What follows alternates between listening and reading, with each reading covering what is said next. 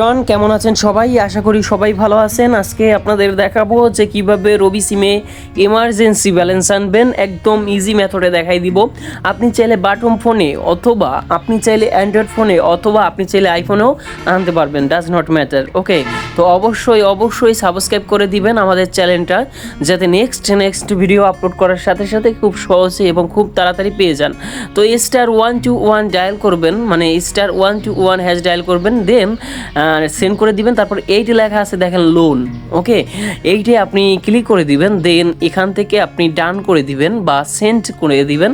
দেন আপনাদের সামনে এরকম লেখা থাকবে, দেখেন দুঃখিত, পর্যাপ্ত সার্ভিসটা আপনার জন্য প্রযোজ্য নয়, প্রযোজ্য নেওয়া মাত্র আপনাকে জানিয়ে দেওয়া হবে।